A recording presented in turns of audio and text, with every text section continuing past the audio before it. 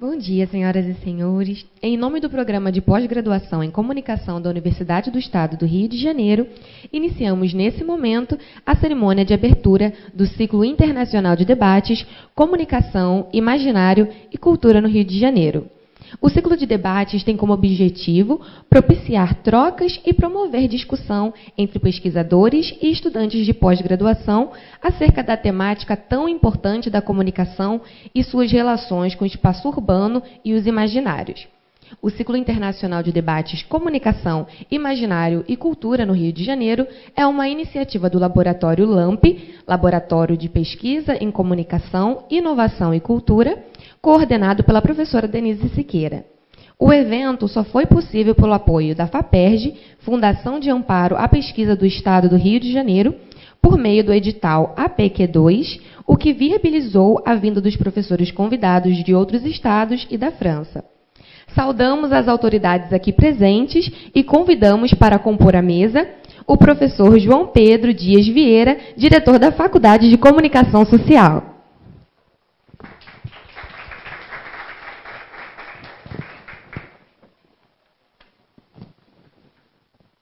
A professora Denise Siqueira, coordenadora do Programa de Pós-Graduação em Comunicação da UERJ. O professor Euler David de Siqueira, do Instituto Multidisciplinar da Universidade Federal Rural do Rio de Janeiro. A professora Jarlene Rodrigues Reis, do Cefet Rio, campus Petrópolis.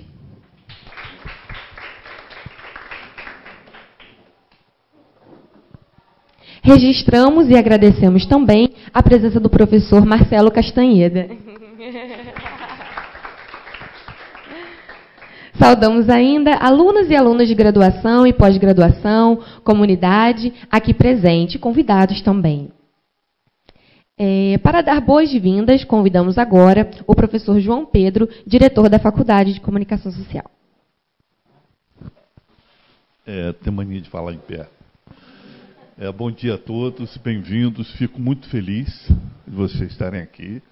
Mais feliz ainda da Denise estar conseguindo fazer um encontro nesse momento conturbado aqui da universidade. Lamento não poder assistir o congresso todo. A universidade tem uma coisa horrorosa, né? Acontecem tantas coisas boas que a gente fica sem saber o que escolher. E como diretor, apesar da greve, a universidade funciona, eu sou obrigado a resolver algumas questões. Mas, de qualquer maneira, eu estou por perto. Mas, como a Denise é muito competente, ela não vai me chamar para mostrar que eu sou importante. Ela vai resolver tudo.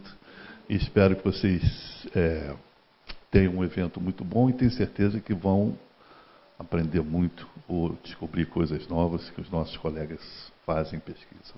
Bom dia.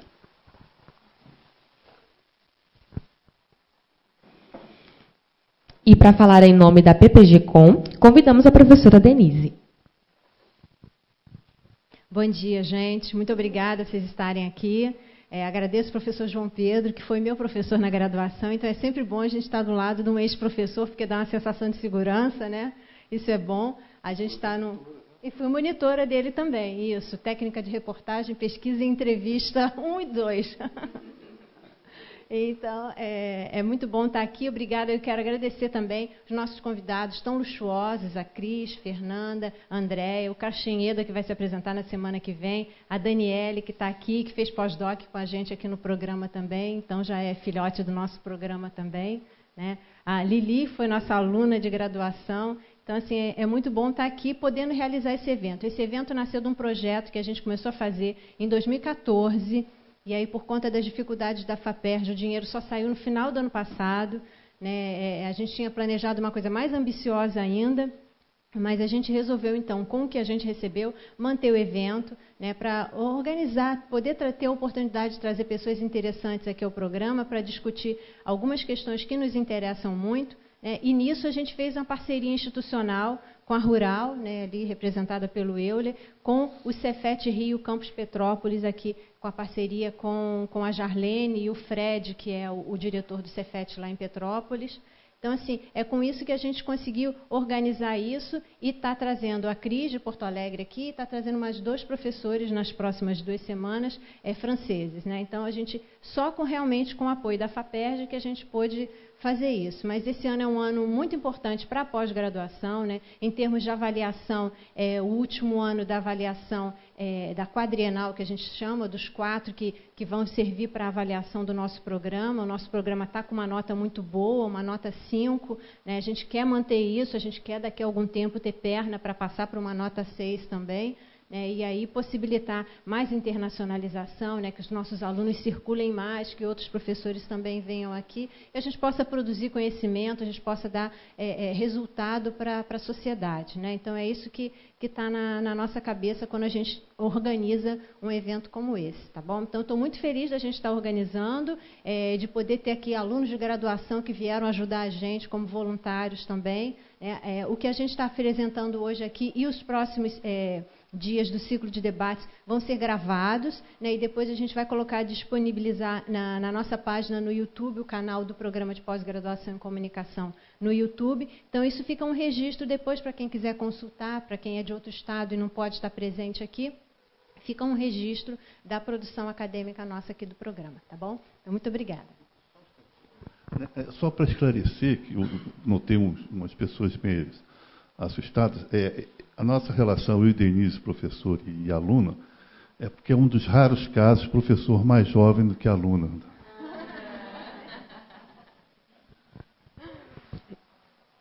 Boa colocação. E nesse momento passamos a palavra para o professor Euler, do Instituto Multidisciplinar da Universidade Federal Rural do Rio de Janeiro. Bom dia a todos. Vou ser breve. Gostaria de agradecer pela presença de todos. A gente sabe o quanto é difícil, nesse momento bastante conturbado, de estar aqui na UERJ, mas ela funciona apesar de tudo e funciona bem. A gente começou uma parceria, né, com a UERJ, com o Cefet, aqui representada pela professora Jarlene Reis e também pelo Fred, vislumbrando o desenvolvimento de discussões e de debates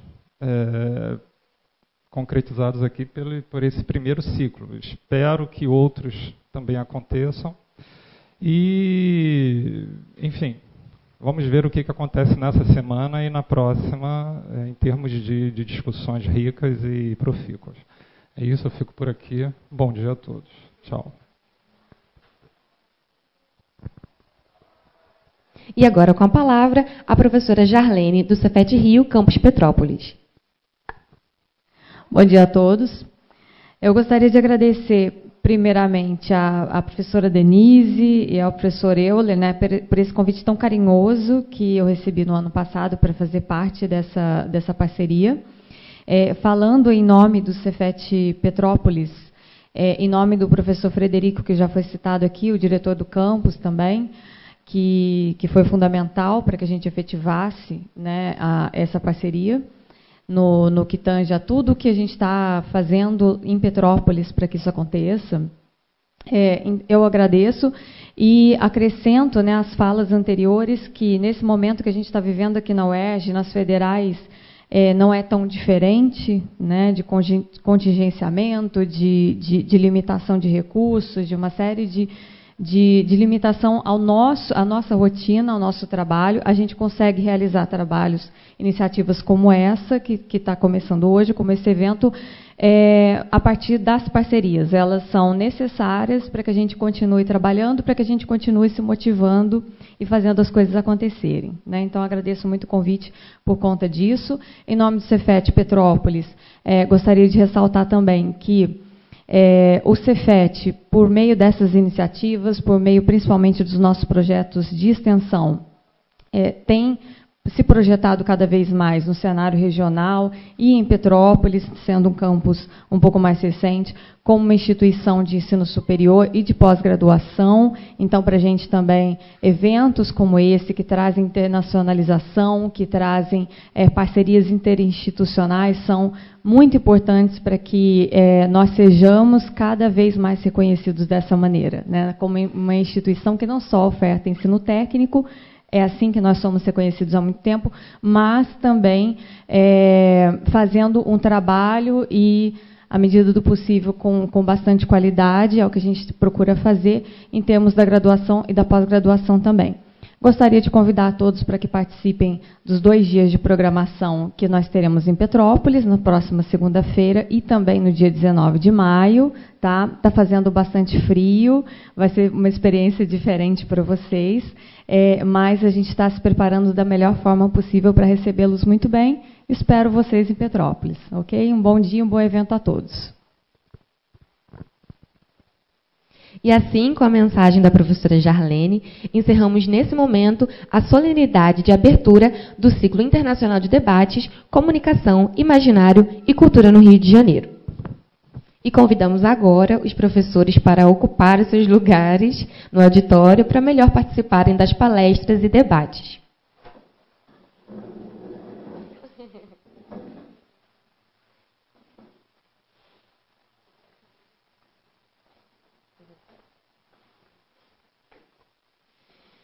O ciclo internacional de debates tem início agora com a mesa redonda Rio, Corpo e Arte.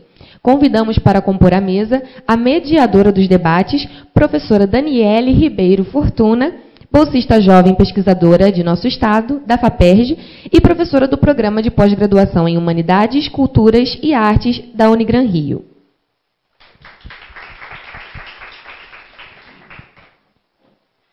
A professora Cristiane Freitas Gutfreund, que vai apresentar o trabalho O Rio de Janeiro nas telas do cinema brasileiro.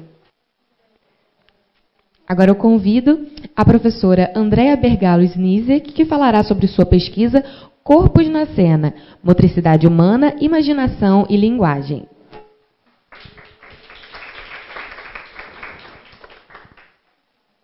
E a professora Fernanda Ribeiro Coutinho, que apresentará a sua pesquisa Body Moods, a arte de recriar o corpo. E agora, com a palavra, a mediadora, a professora Daniele. Bom dia. Em primeiro lugar, queria agradecer muito o convite à professora Denise e ao professor Euler. É sempre um prazer vir na UERJ, apesar de todos os problemas, um lugar em que eu passei tantos anos. E agora a gente vai dar início ao nosso ciclo. Hoje teremos 3 trabalhos de pesquisa sendo apresentados. Cada pesquisadora terá cerca de 30 minutos para sua apresentação. Depois abriremos para a plateia fazer perguntas sobre os trabalhos desenvolvidos. Convido agora para apresentar o trabalho O Rio de Janeiro nas telas do cinema brasileiro a professora Cristiane Freitas Gutfreund. Cristiane é professora do PPG-Com da PUC do Rio Grande do Sul e pesquisadora do CNPq, coordenadora do Departamento de Ciências da Comunicação e coordenadora da Comissão Científica da FAMECOS. Possui graduação em Sociologia e Política pela Pontifícia Universidade Católica do Rio de Janeiro, mestrado em Culturas e Comportamentos Sociais pela Université de Paris 5 e doutorado em Sociologia pela Université de Paris 5. Atualmente é vice-presidente da Compod. Com a palavra, a professora Cristiane. Obrigada. Bom dia a todos. Queria agradecer imensamente a Denise o convite para estar aqui hoje, né? Ver a Patrícia, minha querida amiga, aqui também, né? Agradecer aos colegas, né? Acho que eu e a Fernanda nos conhecemos de algum lugar que a gente vai descobrir até o final do dia da onde. Estudamos na mesma escola, na mesma faculdade, então com certeza a gente se conhece, né? Agradecer os demais colegas que estão aqui. Enfim, na verdade, a minha pesquisa não é sobre cidade, nem sobre os filmes do Rio de Janeiro, né? Então, quando a Denise me chamou, eu falei, bom, vou tentar fazer algo que eu me interesso, que tem a ver um pouco com a cidade, né? Que é a cidade, enfim, onde eu nasci, onde eu cresci e que, infelizmente, eu não moro mais aqui, né? Eu sou uma exilada no Rio Grande do Sul, né? Enfim, e visito com frequência o Rio, né? Então eu tenho um olhar de quem pertence e não pertence mais a esse lugar, né? Então eu até me animei de fazer uma coisa específica e, claro, vou trazer num determinado momento algo que tenha a ver mais diretamente com a minha pesquisa, né? Que no meio da fala vocês vão perceber, eu vou falar um pouco melhor sobre isso, né? Então, assim, o que eu pensei em fazer hoje era falar um pouco assim de uma trajetória de imagens, como a cidade do Rio de Janeiro aparece no cinema brasileiro, né? A gente tem uma pesquisa do Tonico Amâncio que ele fez e que esse ano fazem 10 anos que virou um filme, O Olhar Estrangeiro, da Lúcia Murat, né? Que tem nesse filme o Brasil é o principal personagem dos filmes estrangeiros, né? E, na verdade, a ideia é trabalhar em cima desses estereótipos nesse filme, né?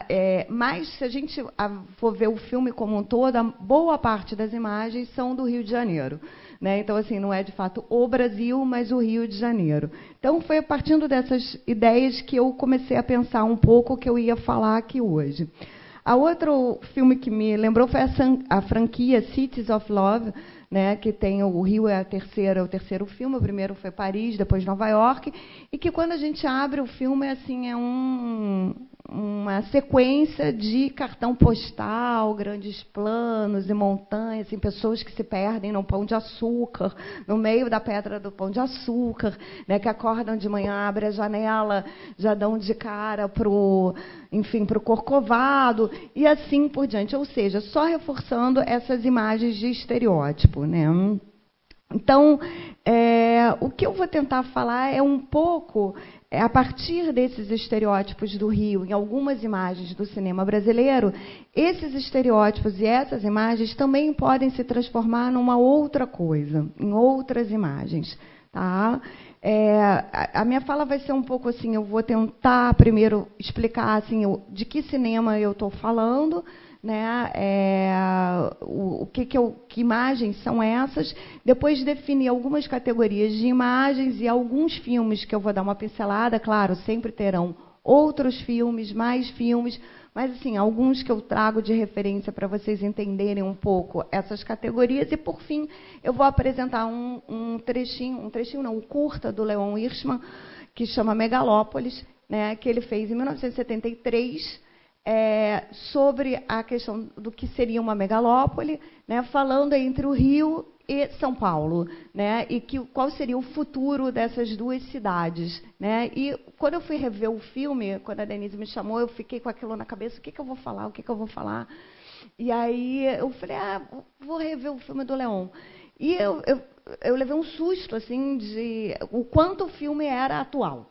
O quanto o filme feito lá em 73, a gente ainda continua, apesar de todos os avanços da tecnologia, de tudo o que se evoluiu, ainda quando a gente vê aquelas imagens do filme, como ele é extremamente atual, e eu acho que ele deixa um questionamento importante, né, para nós todos em relação do homem com essa relação com a sociedade, né, e como ele vive a sociedade, né? Então é algo que eu espero que a gente possa discutir depois no debate, né?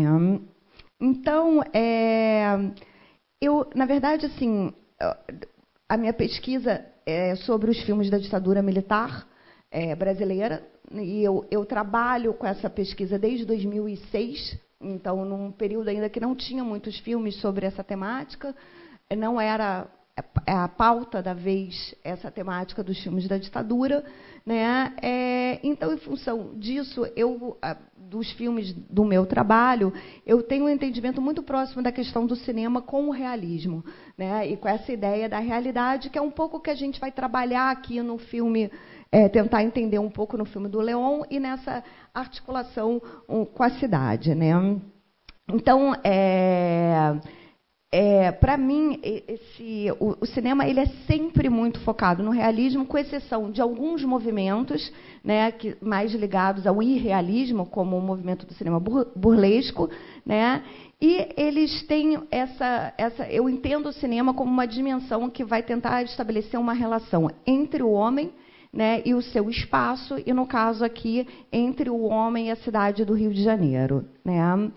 Então, apesar, e por isso o filme do Leon foi muito emblemático, né, de todo o avanço, a evolução dessa linguagem cinematográfica, né, a realidade vai sempre se sobrepor à questão da técnica, né, mas ela não prescinde dela. Então, a gente vai ver o filme do Leon, ele é um filme de 73, mas a realidade ela está ali, né, e mesmo com os avanços técnicos, etc., né, o que vai nos tocar é isso, né.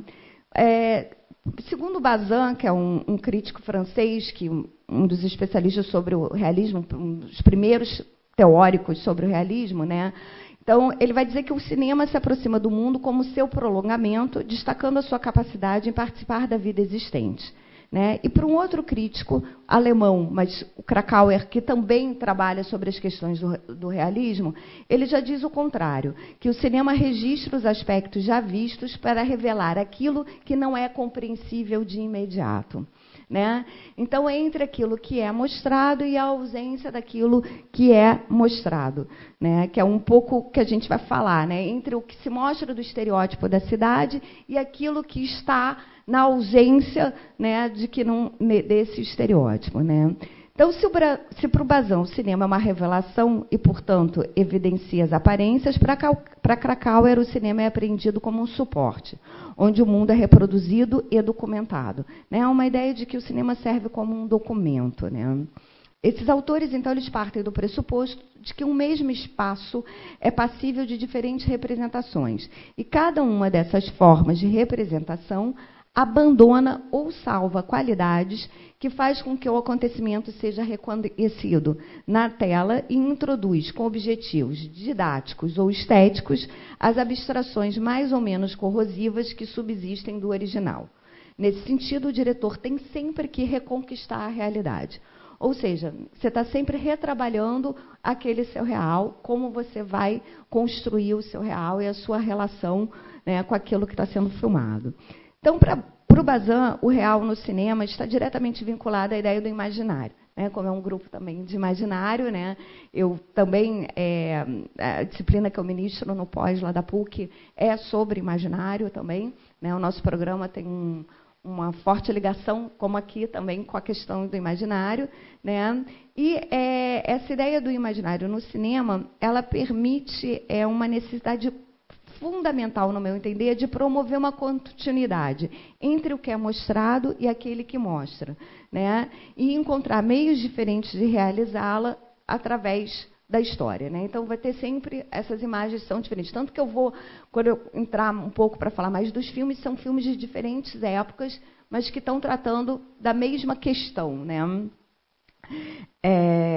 Então, desde o nascimento do cinema, nunca houve essa necessidade de promover confusão entre o representante e o representado, mas, ao contrário, construir relações imaginárias específicas que se diferenciam daquelas que evidenciam o real.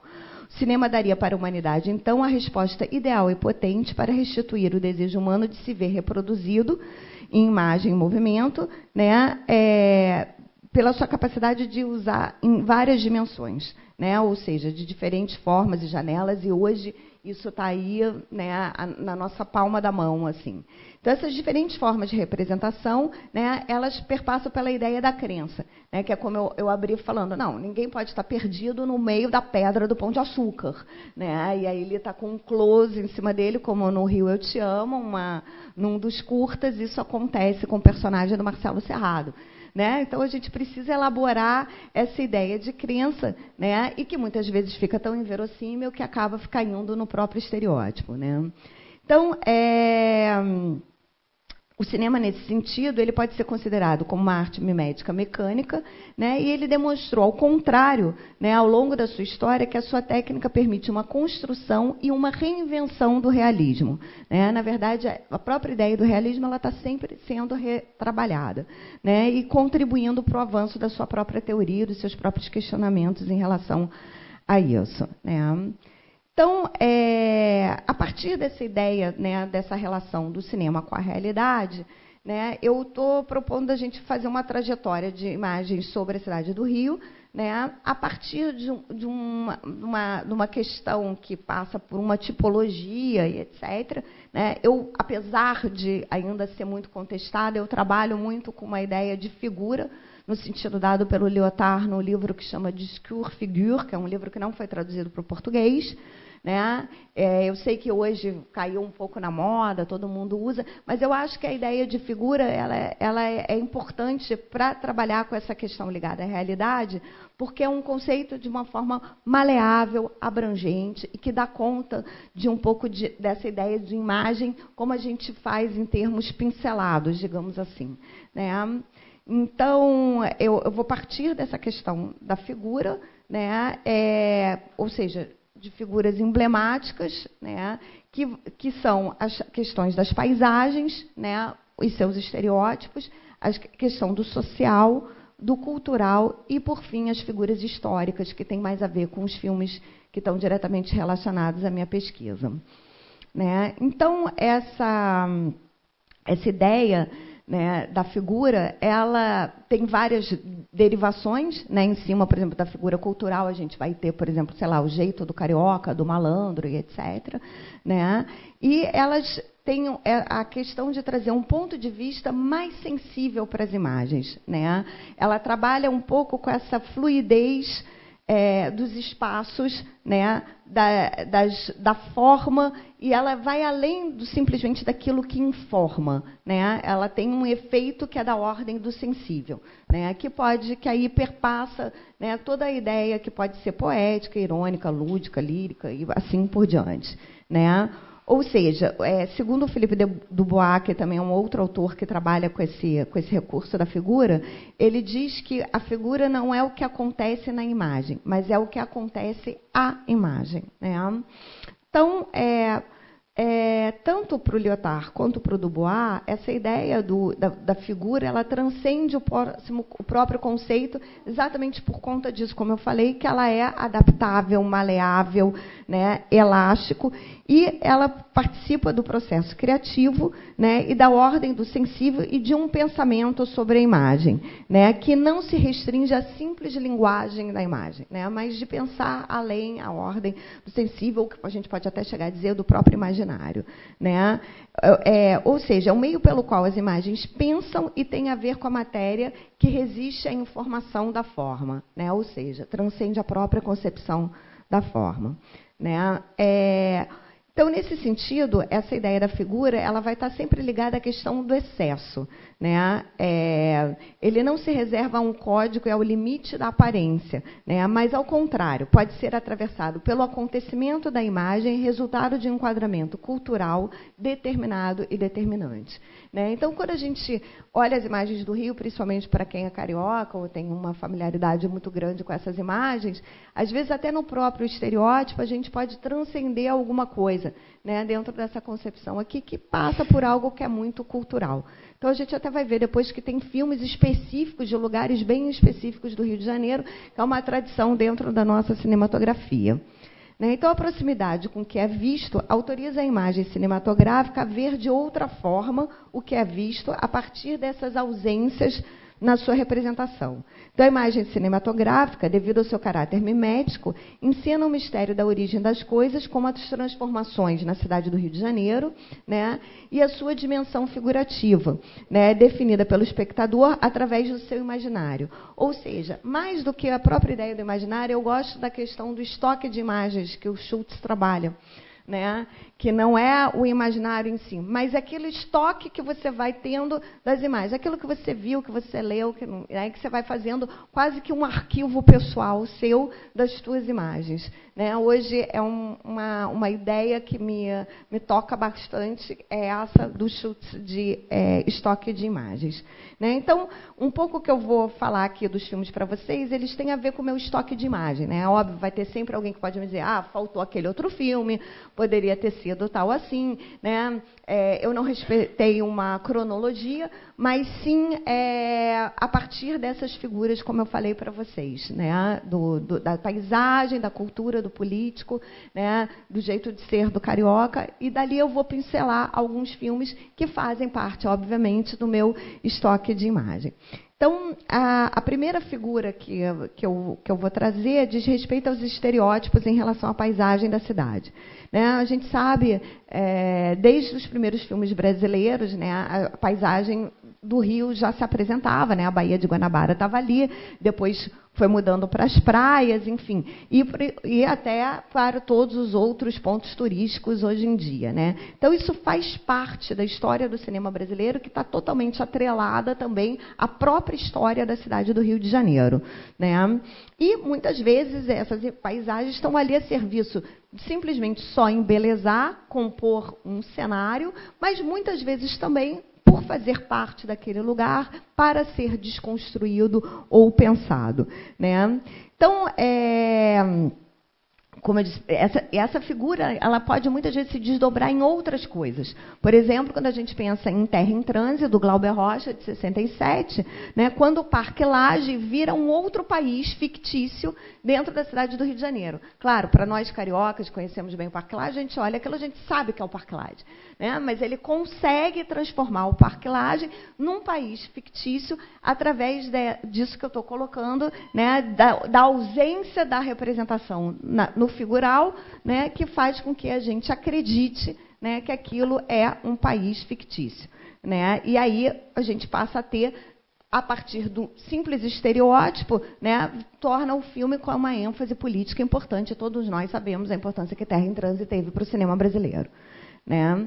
A mesma coisa, a segunda figura, que é o jeito de ser do carioca, né? Aparece com Malandro, né, nas marchinhas das chanchadas, mais recentemente em filmes como Os Desafinados, do Walter Lima Jr., né, que ele vai ali retratar, através da bossa nova, a efervescência cultural dos anos 60, né, mas já um filme feito nos anos 2000. O próprio Garota de Ipanema, do Leon Hirschman, também, que é realizado em 67, né, é um filme, eu diria, lírico, assim, a serviço da beleza da mulher carioca, do gingado, né, e assim por diante. Né? A gente pode citar ainda Como Ser Solteiro no Rio de Janeiro, quer dizer, é uma particularidade toda, né? Assim, o solteiro não é o mesmo em nenhum lugar do mundo, é no Rio de Janeiro.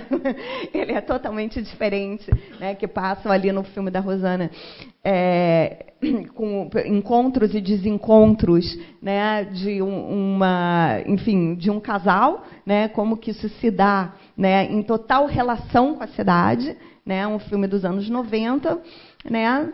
E a gente vai vendo que essa, então, particularidade, ela também é como se as figuras se interpenetrassem, né? A própria ideia do malandro, ela é muito presente em vários filmes, né? O sambista, né? A própria música da bossa nova, né? O Rio Eu Te Amo é isso, né? Música do Gilberto Gil, alguma trilha do Chico Buarque, é assim como se fosse o ingrediente total para turista, né?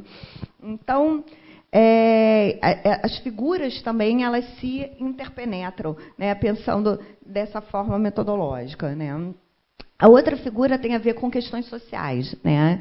Então, eu pensei no Rio Zona Norte, de 57, do Nelson Pereira dos Santos, né, que faz exatamente essa mescla, né? O protagonista é um compositor de samba, ou seja, alguém criativo, e, ao mesmo tempo, ele está trabalhando ali com todas as questões da exclusão social, né? A gente tem...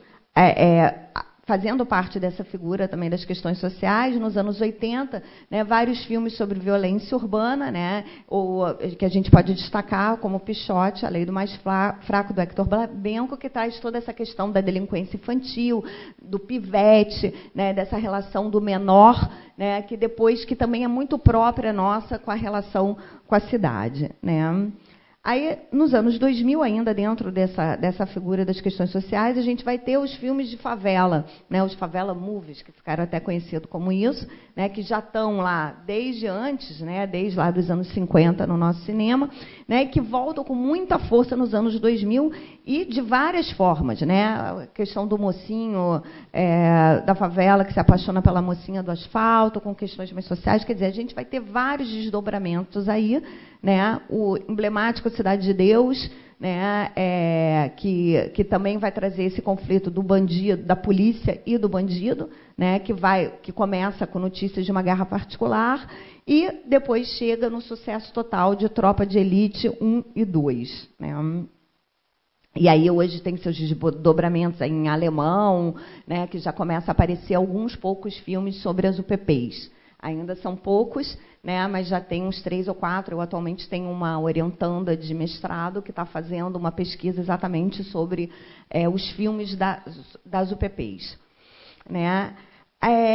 A gente ainda pode escolher ter uma outra figura que ela determina um microcosmo dentro da cidade. Isso é muito interessante, né, que a gente, eu acho que é uma especificidade também ligada ao Rio, né? Por exemplo, pode ser um determinado bairro, com o filme Copacabana Me Engana, por exemplo, de 68, né? Que mostra o relacionamento entre um jovem e uma mulher mais velha. Pode ser ligado a uma praça, né? O filme Praça Sans Penha, né? Do Vinícius Reis, de 2008, que retrata a vida de uma família classe média tijucana, né? O diretor é um tijucano convicto, né? Então, assim, tem todos aqueles que a gente identifica como um tijucano, né? E às vezes quem é de fora do Rio não entende bem, não, fulano é tijucano. Como se fosse, né, uma honra. Né? Tem uma boa parte da minha família tijucana, né, e os meus primos da Tijuca, eles são sempre assim, muito ferro de suar, assim, bem orgulhosos de serem tijucanos. Né? Um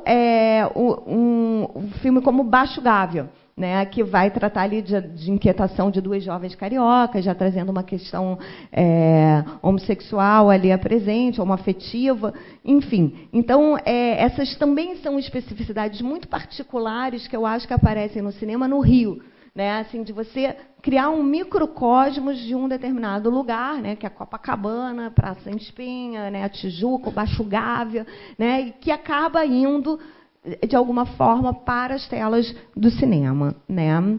Nesse caso também desse pequeno microcosmo, a gente vale lembrar do Eduardo Coutinho, né, com que as suas entrevistas revelaram esse sentimento a um pertencimento a essas comunidades específicas, né? Particularmente eu lembrei de Babilônia, né, no Réveillon, né, dos anos 2000, ali da virada dos anos 2000, e o próprio Edifício Master, né, como um microcosmo dentro de Copacabana, que já é um microcosmo da cidade do Rio de Janeiro, né? Então a gente tem essas particularidades em relação aos próprios espaços e que estão nas telas dos cinemas que acontece aqui no Rio. Nas figuras históricas, aí é onde entra particularmente os filmes que têm a ver com a minha pesquisa, como eu disse para vocês, né, com os filmes da ditadura militar. Algumas conclusões eu consegui chegar a partir dos filmes que eu mapeei, né, ao longo que eu parto desde a lei da abertura, né, ali da anistia, perdão, até os dias de hoje, fazendo um levantamento, né, de praticamente longas metragens, documentário ou ficção. Né? Eu não entrei até tem uma pesquisa conjunta com a USP, onde a gente também mapeou os filmes para televisão e etc. Né? Mas o que a gente tem chegado à conclusão é que essas imagens são muito semelhantes dos filmes desse período histórico. Né? Elas são muito repetitivas, elas são sempre as mesmas, né? E sempre aparece também um lugar específico do Rio, nesses filmes, que é o centro da cidade. Né? Não sai muito. Até aconteceram coisas, por exemplo, né, o Calabouço, que não era exatamente no centro, né, ali meio Flamengo, né, Catete, sei lá, né, mas essas imagens elas ficam muito restritas ao centro, né, ali a Cinelândia, né, onde mostram as passeatas, né, as imagens dos militares armados de cavalo e etc. Ou seja, aquelas imagens que são muito conhecidas de nós todos, né, e não tem uma especificidade também que vai para outros lugares da cidade. Né? Mesmo universidades, por exemplo, onde tinham movimentos estudantis importantes e tal. Então, tem até, o que a gente pode dizer, um escasseamento assim, dessas imagens históricas, né, dessas figuras históricas desse período. Né? Então, como eu disse para vocês, eu não posso falar detalhadamente, né, de todos esses filmes. Eu identifiquei algumas figuras e alguns filmes para que a gente pudesse fazer esse passeio, né, de alguma forma pelo Rio, identificar imagens que são específicas de alguns lugares e que também rompem essa visão só do estereótipo, ou que muitas vezes, mesmo com o estereótipo, nos faz chegar em questões culturais, históricas, né, ou até mesmo políticas. Né? Então, e ao mesmo tempo, como a gente estava conversando aqui antes de começar a palestra, né, o Rio, a Fernanda falava, né, o Rio é uma cidade, ao mesmo tempo ela é linda, né, ela é fascinante e ao mesmo tempo ela é perversa. Né? E eu acho que é isso também um pouco que as imagens do filme, do cinema brasileiro, ela acaba trazendo para a gente. Né, entre essa beleza e essa perversidade, né, aquilo que assusta e também nos aproxima, né, e a maneira como a gente vive aqui. Então, por isso que eu queria propor que a gente visse esse curta do Leon, mesmo para quem conhece, eu acho que é uma experiência interessante poder revê-lo, né, e aí depois a gente poder conversar um pouco em função das imagens que estão ali e do que o Leon traz especificamente. Ele tem 10 minutinhos. Dá tempo, Denise? Eu não sei como é que eu estou com o tempo. Né? Para a gente ver o filme e aí depois a gente pode discutir mais um pouquinho.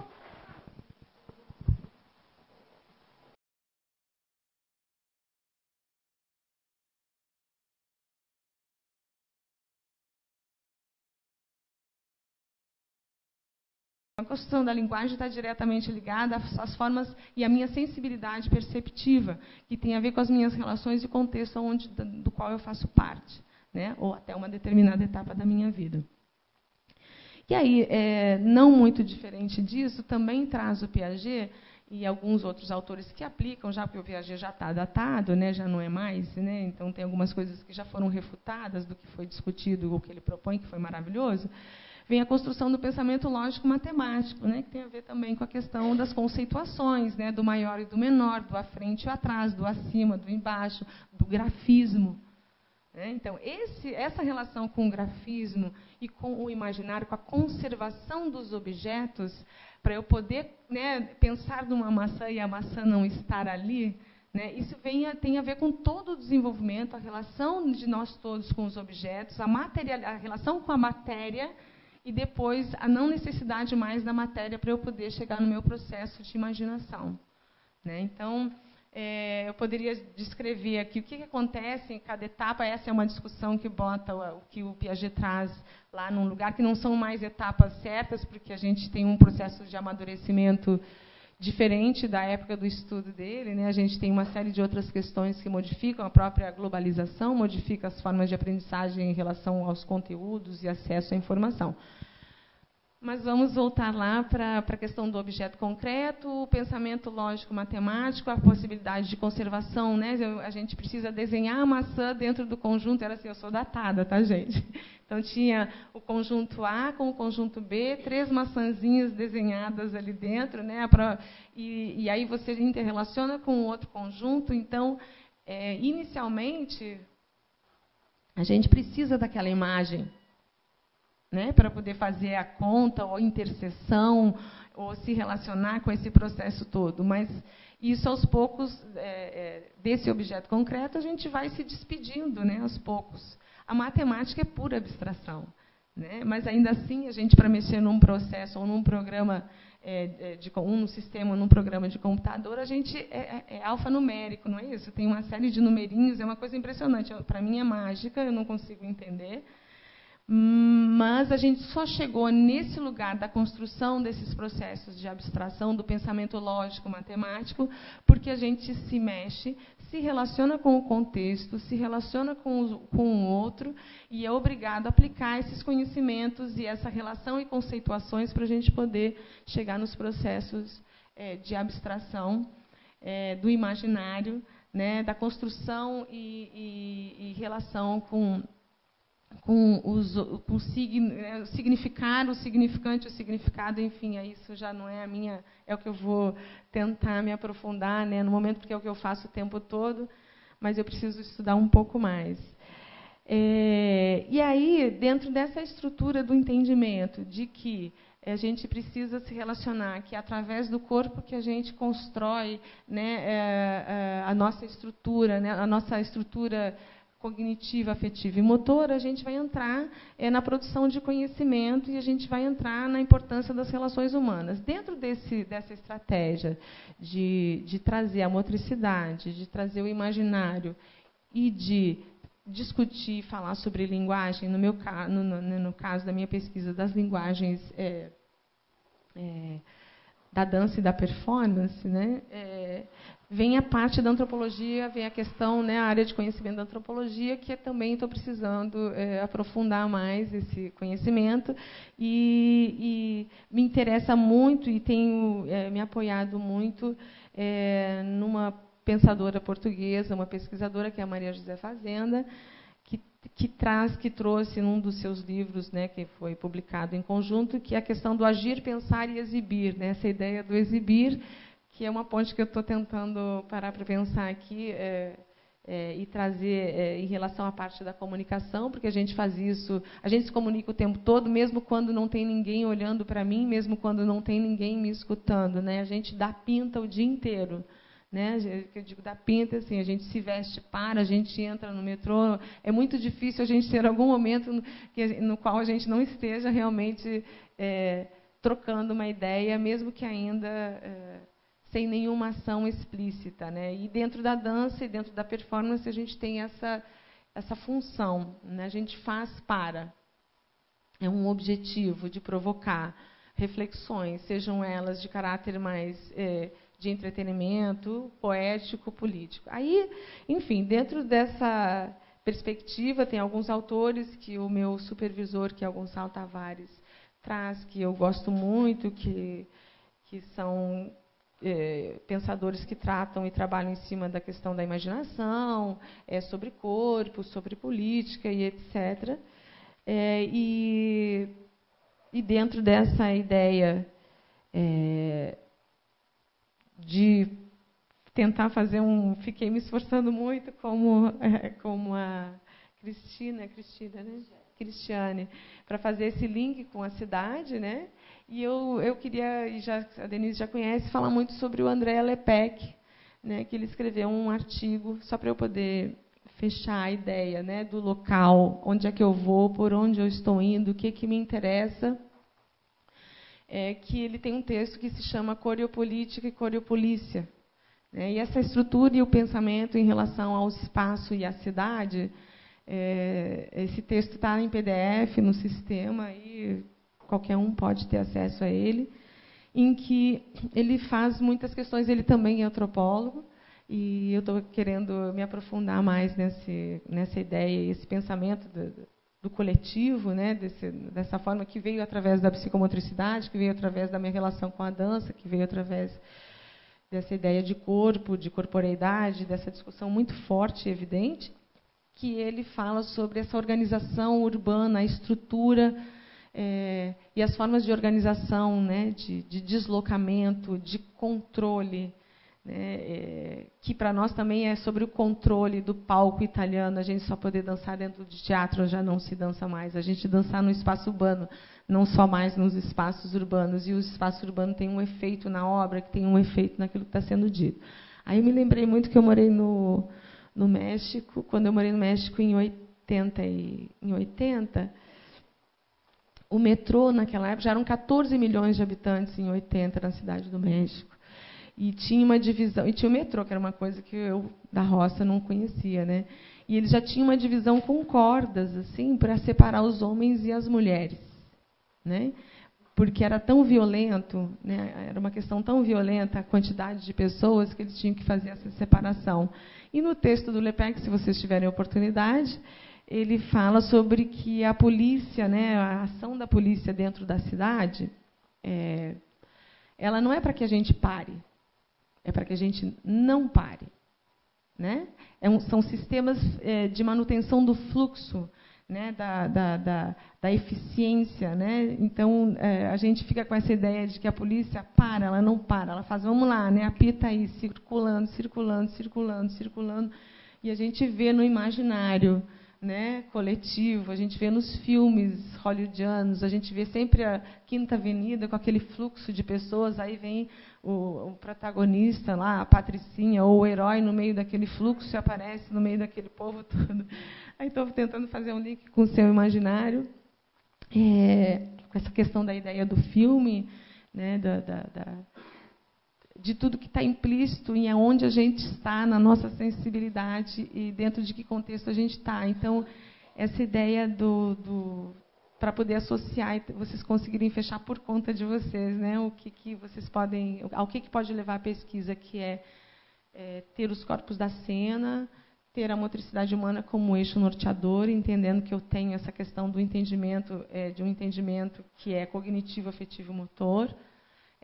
Ter o aprofundamento e a questão do imaginário, sabendo que o nosso imaginário tem tudo a ver com os nossos afetos, que é construído desde o nosso nascimento até o que a gente é até esse momento, e que isso tem um reflexo fisiológico, anatômico, né, afetivo. E a construção da linguagem e entendimento de como que a gente se comunica e quais os instrumentos que a gente usa para isso, e que a gente está sempre dentro de um sistema. E não é dentro de um sistema alguém faz para mim. A gente é o sistema. Né? Então, assim, é uma coisa que também me interessa muito. Né? Porque fulaninho fez isso, fulaninho fez aquilo. Não, eu estou dentro do sistema. Eu estou na Quinta Avenida carregando sacolinha, né, de papel, muitas sacolinhas. Né? Eu estou aqui no Rio de Janeiro usufruindo, né? Eu estou nessa questão do imaginário carioca, eu mantenho um pouco também, em parte, isso, é saber como é que a gente lida com todas essas questões sociológicas, filosóficas, antropológicas, enfim, artísticas dentro daquele universo onde eu estou inserido. Então, a pesquisa tem a ver com isso, com pesquisar o tipo de produção, né, e como é que isso é entendido dentro dessas pessoas que produzem conhecimento com a arte, tendo como eixo esses três pontos, que é a motricidade, a imaginação e a linguagem, e levando em consideração que a gente está dentro de um sistema, e me interessa saber como é que a gente lida com esse sistema e como é que a gente se coloca dentro do sistema em relação à produção de conhecimento. Aí eu acho que é isso. Eu peguei só dá tempo de passar um pedacinho do... Passei muito? É uma coisa, é um presentinho, na verdade. Eu não vou fazer nenhum link, mas é uma homenagem que foi feita para a Pina Bausch e que eu acho que é extremamente complexo, mas que traz essa sutileza e a delicadeza das formas dos usos do corpo, né, para a produção de sensibilidades e afetar o outro com esse corpo que é cognitivo, afetivo e motor. É um trecho, vamos ver se dá para passar todos. É curtinho, tá bom?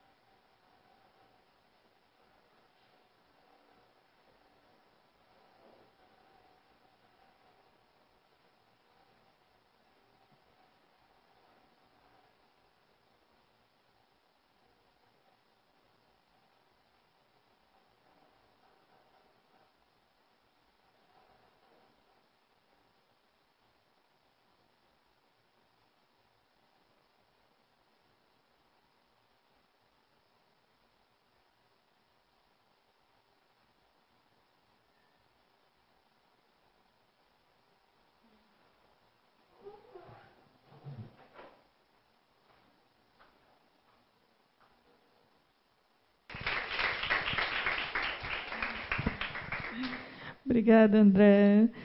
Convido agora para apresentar o trabalho Body Mods, a arte de recriar o corpo, a professora Fernanda Coutinho. Fernanda é graduada em Comunicação Social pela PUC, Rio, mestre e doutora em Artes e Design também pela PUC.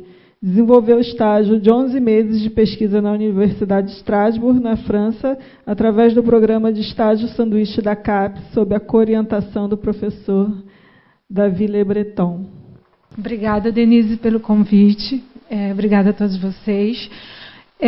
A pesquisa, vou falar um pouco da pesquisa, que foi a minha pesquisa de doutorado, que recém-defendido. Né? A questão o link está... A pesquisa foi desenvolvida toda em São Paulo, mas fiz alguns links com o Rio de Janeiro, porque a intenção inicial era trabalhar com os body mods no Rio, mas eu descobri que seria muito difícil, que não havia sujeitos aqui, né? E no final eu acabei encontrando alguns sujeitos que eram paulistas e que tinham vindo a trabalhar aqui no Rio de Janeiro. Então, ela discute os processos de normatização do corpo, né, que tem a ver com discutir os ideários, o imaginário de o que é um corpo belo, né, as possibilidades de um corpo belo. Na verdade, problematiza isso. Né? Ela não discute, ela problematiza, que seria melhor, né, em termos estéticos, médicos e sexuais, né, a partir de uma perspectiva política em que os sujeitos pretendem afirmar, sobretudo, eu trabalho com um grande interlocutor, que foi o Tiago Soares, e que ele desenvolve toda uma pesquisa em relação a essas modificações extremas, e de um manifesto que ele escreveu, que é a afirmação da beleza freak, que se resume em como construir para si um corpo abjeto, né? Girando em torno da abjeção desses corpos, né? E aí é um empoderamento desses corpos abjetos. E para trabalhar com esses sujeitos, eu usei a ideia de estética como algo dentro de uma perspectiva que vinha da fala dos próprios sujeitos, mas também com a perspectiva do próprio Egerton, que é algo da normatização do gosto, e intercalando com a noção de poder da própria estética dentro de uma perspectiva Foucaultiana, que o poder é aquilo que produz, não é algo da interdição. Né? Então, nesse processo, a beleza freak, ela refere-se a duas possibilidades. Ela é uma possibilidade de resposta da própria estética, de um processo que vem dentro de uma perspectiva individualista, né, em que os sujeitos são convidados a criar um corpo, a customizar, seja em termos de moda, criar seu estilo, seja fabricando suas roupas, e customizando seus corpos. Porque até existe uma gíria carioca, né? Não existe nada mais do que careta, do que uma caretice enfadonha, daquele visual quadrado, enfim. E uma outra possibilidade é que ela também provoca burburinhos, né? Estranhamentos, porque são corpos que não são considerados belos do ponto de vista da estética normativa, dentro de um imaginário de um corpo belo, do que seria um corpo... Seria horrendo, são corpos que provocam estranhamento e ruídos. Né? E ela produz esses efeitos. A partir daí, né, outra coisa é que existe vou pegar aqui um trecho do que o meu informante, que ele mora aqui, ele é originalmente de Campinas, e havia uma rixa inicial entre Campinas e São Paulo, porque é importante frisar que esse movimento ele começa nos anos 90, ele é um movimento praticamente de garotos classe média alta, que vão morar em cidades como Londres, Amsterdã, né, Berlim, e eles trazem toda uma tecnologia, todo um conhecimento para o Brasil, e nos anos 2000, a partir de 2005, por aí, ele começa a se difundir, se alastrar, e ele entra em contato com a periferia, e se torna um choque, né? A partir do momento que ele se alastra enquanto movimento, os segmentos mais abastados eles vão deixando de lado, vão abandonando os caras originários do movimento, eles abandonam, e ele entra com outra dimensão. Então, na periferia, ele ganha uma outra cara, uma outra corporalidade, e que foi com esses garotos, eu encontrei com o pessoal da Antiga também, para fazer um backup histórico, mas eles... É uma outra coisa, não tem nada a ver com os anos 90. Então, quando eu perguntava o que seria essa afirmação dessa beleza freak, né? Então eles me diziam assim, ela é necessária para compor com outras possibilidades de belo, né? Então, e a pesquisa ela foi feita dentro de uma abordagem antropológica. A ideia principal era que não existe nenhum corpo natural, todo corpo ele é socialmente construído, né? E nisso aí eu fui intercalando todos os antropólogos assim que trabalham com corpos de maior importância e relevância, fiz um mapeamento histórico. Eu trabalhei um pouco com Franz Boas, depois eu fui trabalhar com o Marcel Mauss, e depois eu fui trabalhar com o próprio Le Breton. Então,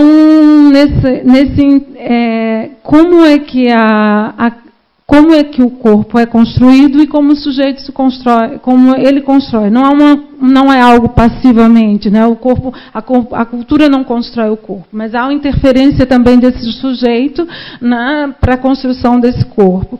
E dentro dessa perspectiva política, que eu estou chamando de uma perspectiva política, ela também vem dentro de uma perspectiva do próprio Foucault, que é uma recusa em fazer parte de um processo social normativo, onde os sujeitos recusam o papel que lhe foi conferido, em termos individuais e em termos sociais. Então, esta recusa, eu não quero ter esse corpo, eu não quero ter esse corpo belo, esse corpo normatizado. Eu quero uma outra possibilidade de existência, e eu vou brincar com isso, né?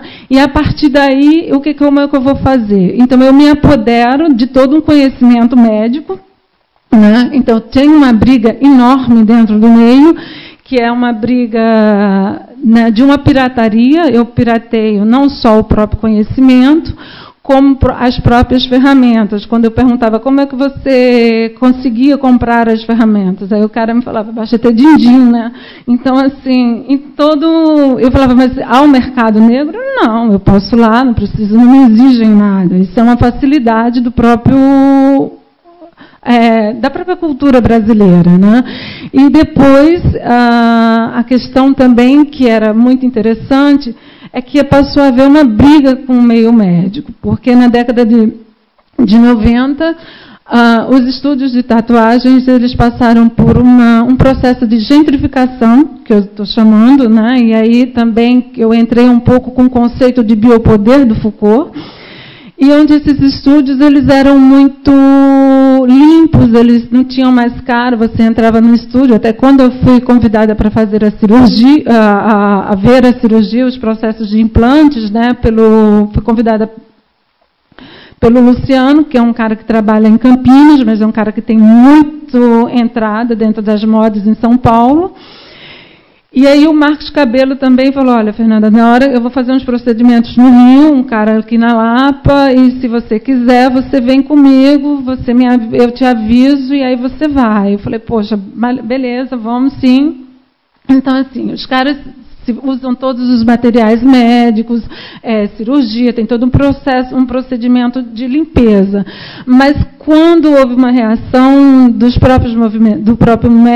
movimento médico que queria enquadrar esses caras, né, como exercício ilegal da profissão, e houve um embate e que para todos os tatuadores fazerem isso não com implante, tá, gente? Eu não fui clara, isso só para as questões dos piercings e das tatuagens.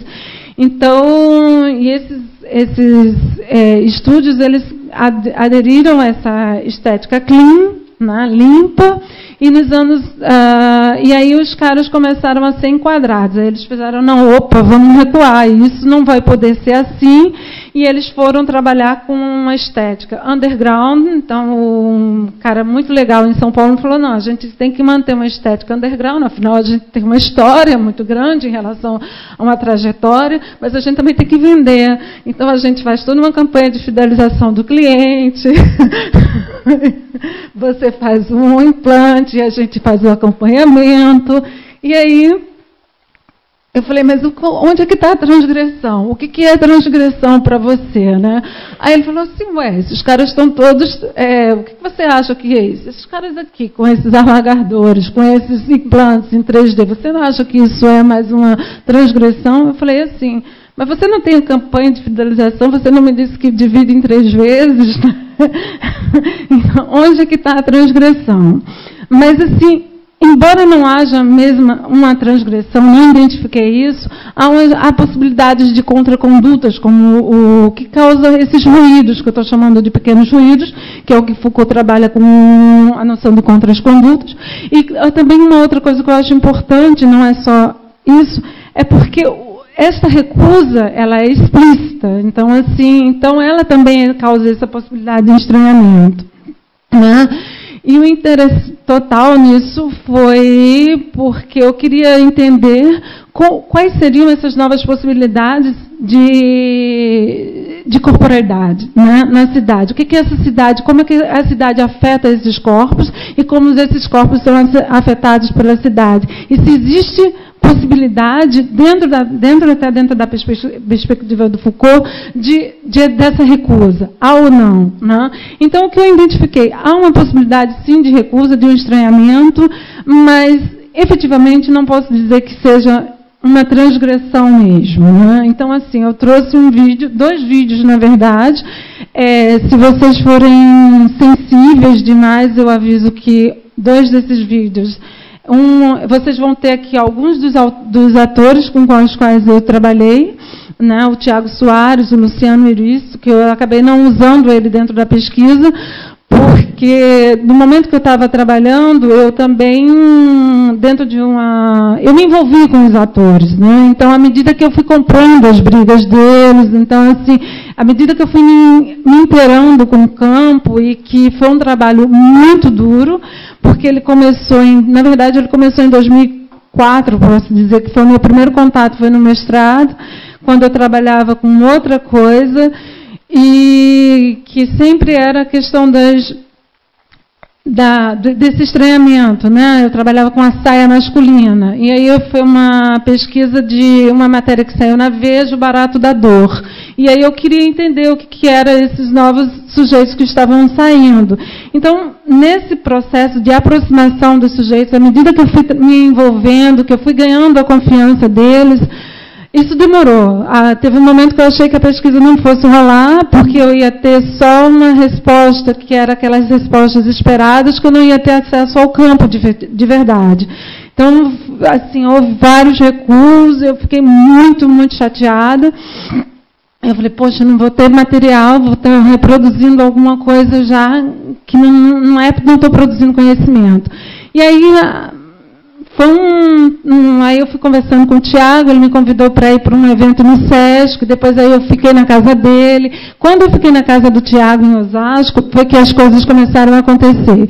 Então aí foi uma abertura de eu entrar nos estúdios, de ver os processos como eram feitos, e as pessoas me chamavam para as coisas. Eu não precisava mais me convidar. No momento que eu passei a ser convidada, eu falei, então, opa, eu estou acertando. Então mas foi duro, não foi uma coisa muito fácil. Então, sair das feiras. As feiras são super normativas, elas apresentam uma estética, esses tatus, fashion weeks, os lugares que eu ia no começo não me diziam nada, né? Então eu fiz um processo de entender como é que funciona a cidade de São Paulo, de me locomover pela cidade de São Paulo, ficando, cada vez que eu ia para São Paulo, eu escolhia um ponto diferente. Então você tinha um grande estúdio de tatuagem, por exemplo, que ficava na Vila Madalena, chamado Tatu Yu, que é o André Fernandes que trabalha.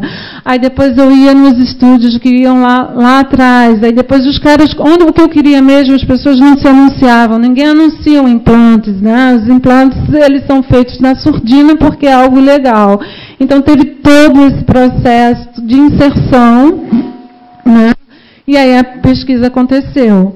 Eu vou passar aqui um vídeo, esses dois vídeos, um é do Tiago Soares, que ele está fazendo um processo de suspensão, é um formato chamado coma, quando você fica totalmente reto, né?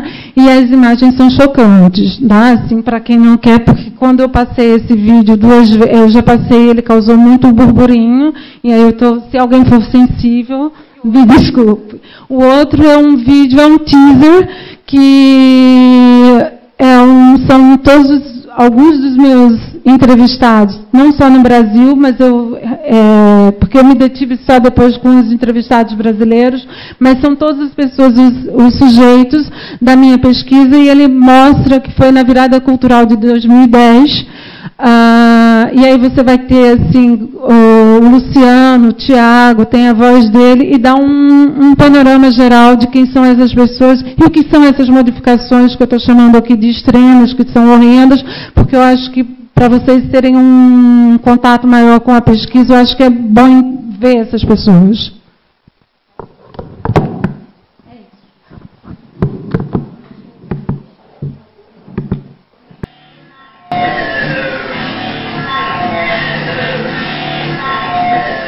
Na primeira convenção, a gente acabou se encontrando com o pessoal que faz a expressão, o pessoal de física.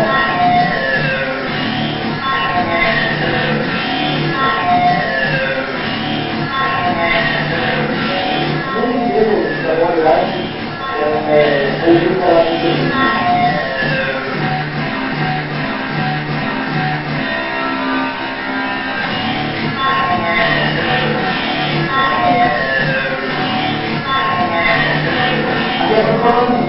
Algo más de nuestro estilo y después de unos años en la aula y cuando empecé a estudiar decidí que la herramienta para volver a transmitir la verdad.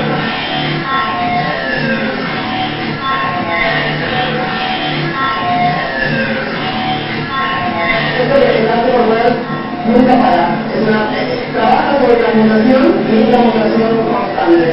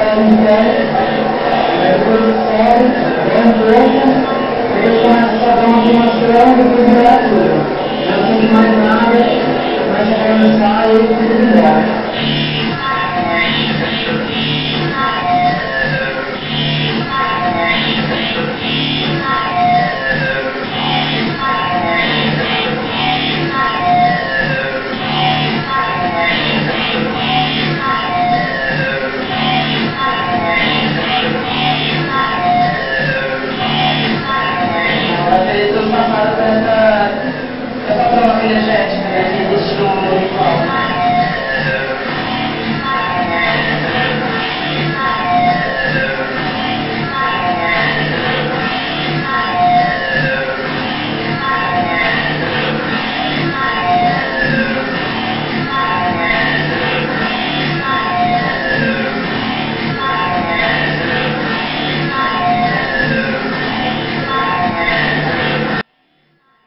agradecer, então, né? A professora Cristiane falou um pouco sobre como o Rio de Janeiro aparece no cinema brasileiro, os estereótipos que esses filmes apresentam, a questão do realismo no cinema e a figura no cinema.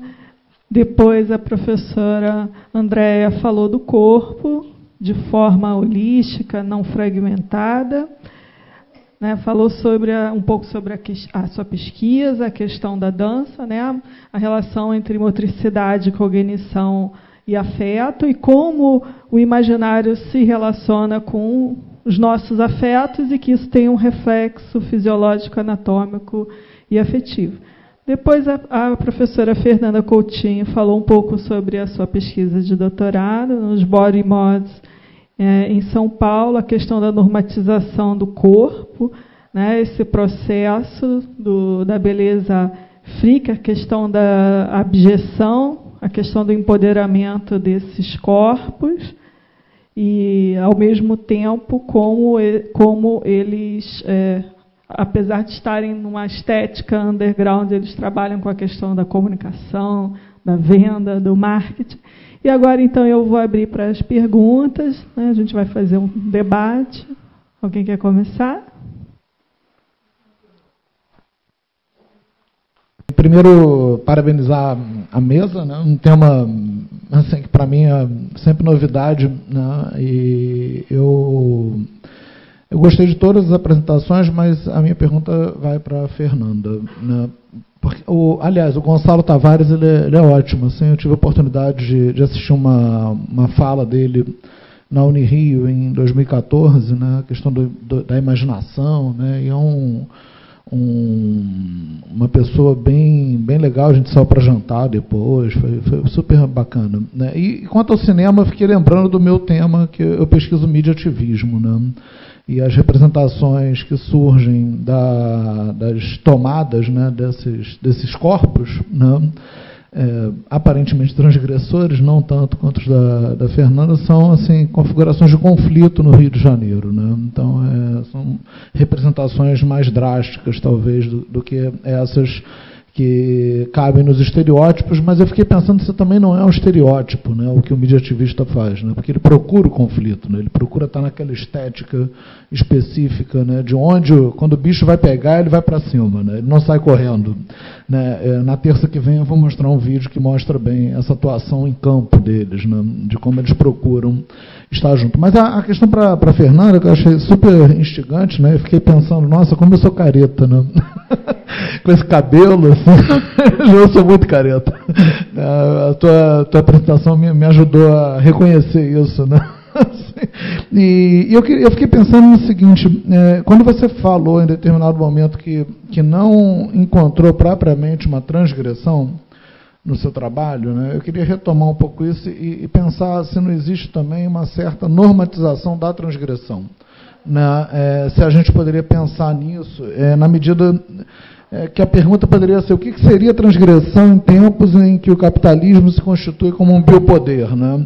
Onde, na pós-modernidade, você teria nichos de mercado específicos para cada segmento que possivelmente pode contestar esse biopoder através de uma biopolítica específica. Ou seja, na medida que esses atores que você pesquisa seriam atuantes nessa biopolítica, mas, ao mesmo tempo, capturados por um segmento de mercado específico, né, com esses eventos, essas demonstrações, e tudo que um mercado exige, parcela em 3 vezes, né, tem toda uma série de serviços apostos ali, né, e aí eu queria, de repente, que você tecesse um pouco mais. O que seria transgressão hoje, nesse momento que o capitalismo se expande dessa forma? Né, a gente pode falar de uma transgressão como algo permanente ou algo que é fluido e que, de repente, é incorporado e abre novas formas logo ali na frente? Não sei se eu consegui me fazer entender.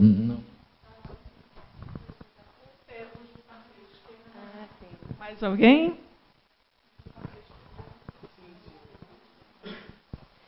Bom dia, meu nome é Raquel, eu sou aluna aqui do programa de doutorado, de pós-graduação. Eu queria fazer um comentário e pedir para a professora Andréa discorrer um pouco mais sobre um tema, porque eu vi muito diálogo na minha pesquisa. um dos braços da minha pesquisa é pensar como essa nova epistemologia do corpo está realmente trazendo uma nova produção de conhecimento, né? Mas eu falo desse corpo que atua, esse corpo sujeito, esse corpo em cena, né? Não é só o corpo do discurso, que hoje cada vez mais a gente tem ouvido, que eu vejo isso de forma muito positiva. Eu acho que trazer isso em primeira instância para o discurso é maravilhoso. E agora o nosso desafio é como levar isso para a prática, né? Eu queria que você falasse dos seus desafios sobre essa aplicação, né? No meu caso específico, eu estou pensando sobre isso há alguns anos, desde que eu me tornei angoleira, né? Que eu comecei a treinar capoeira. E essa ação do sujeito-corpo me trouxe uma demanda urgente de ver. A gente tem que parar de falar, a gente tem que começar a fazer. E quem vai fazer não é um discurso que eu vou transformar em ação, é o meu corpo que vai fazer. Então, eu queria trazer essa colocação. Obrigada. Oi, Fernanda, bom dia. Minha pergunta também é para você. Você estava falando do seu processo de imersão na sua pesquisa. E isso, de alguma forma, se assemelha também ao que eu estou trabalhando aqui no doutorado na UERJ, né? Eu gostaria também que você falasse um pouco dessa sua imersão, né, no processo da pesquisa, porque de alguma forma você se mistura nesse conjunto das modificações corporais, mas ao mesmo tempo você é uma estranha, você não pertence àquele espaço, àquele corpo, e você começa a se misturar. E na medida que você se mistura, você passa a ser um comum, mas também ainda com uma identificação diferente dos outros. Eu gostaria muito que você falasse um pouco disso para mim também, por favor.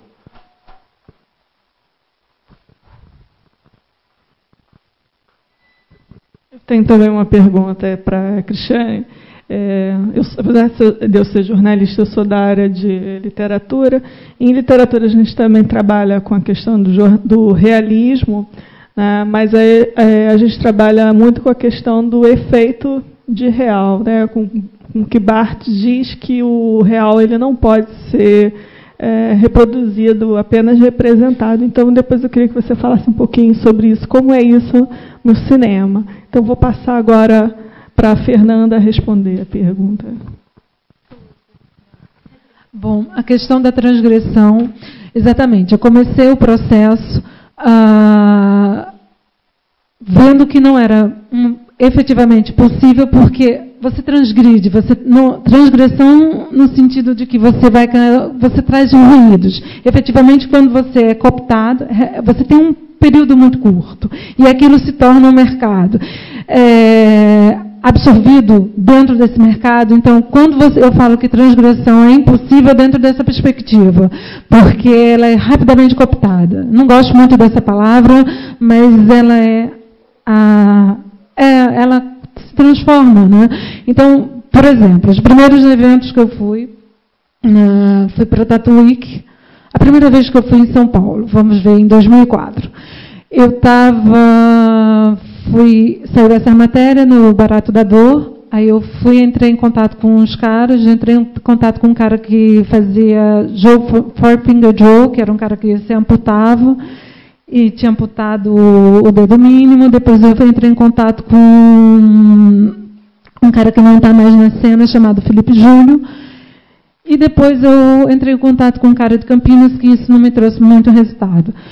Quando eu cheguei em São Paulo, eu falei, pô, beleza, o garoto a sala dele era um mini laboratório do MEC, que assim, ele era programador visual, tinha todas as ferramentas dele, era um computador enorme, MEC, naquela época, nos anos de 2004, era tudo 3 vezes mais caro. E o cara vivia fazendo experimentos nos amigos. Era um grupinho, assim, fechado, um underground super fechadinho, mas tudo muito caro. Você fosse fazer uma suspensão com ele, não custava, na época, menos de R$1.000.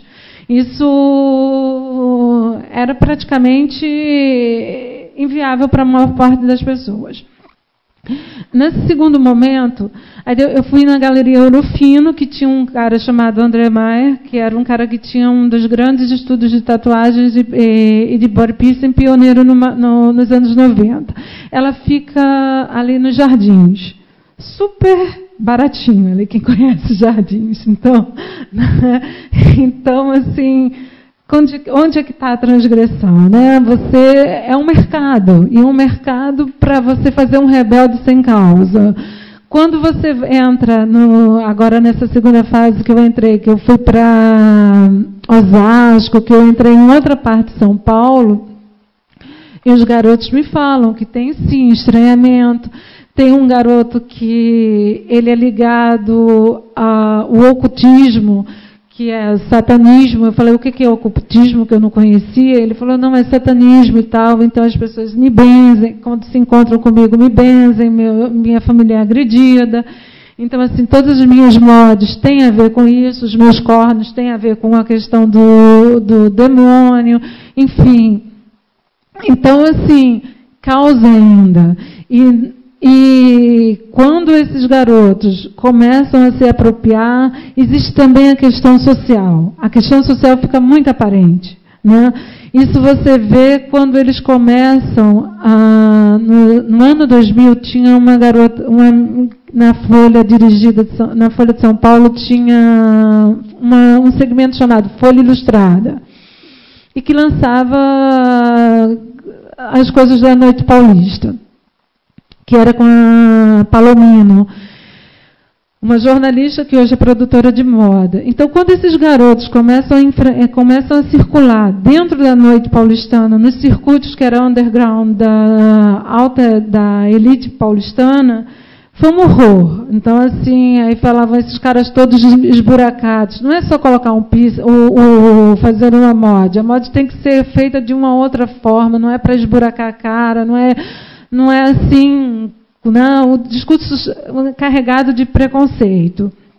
Mas aí você vê que você tem um preconceito social, essas pessoas, elas não são absorvidas, né? E existe um certo estranhamento, que eu disse, mas transgressão, acho que não. Todos eles parcelam, todos eles fazem.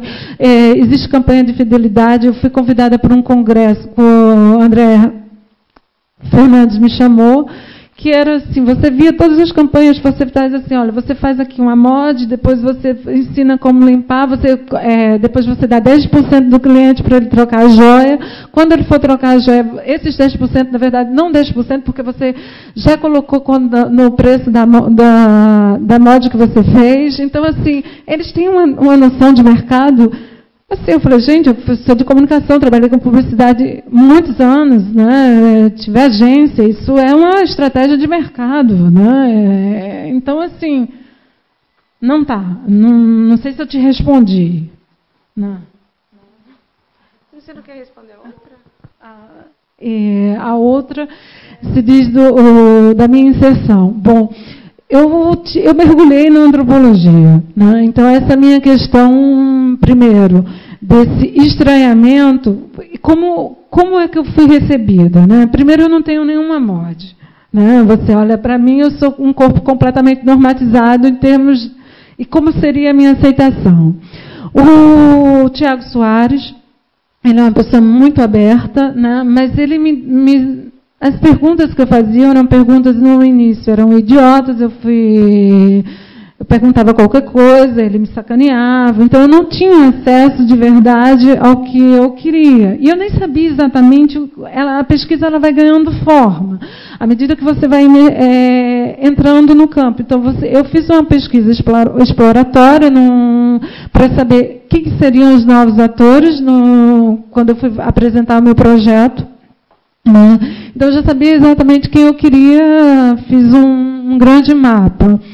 Mas o acesso a elas, o André Cruz, por exemplo, que é um cara que me chamou para ver umas tatuagens que ele estava fazendo, meu acesso a ele nunca foi assim, nunca foi uma relação assim, que ele me via de dentro, entende? Então, assim, eu ficava mendigando entrevista para ele. Eu falei, depois o André falou assim, André, quando você quiser falar comigo, você fala, porque eu não vou ficar mais correndo atrás de você, não, você é muito estrela.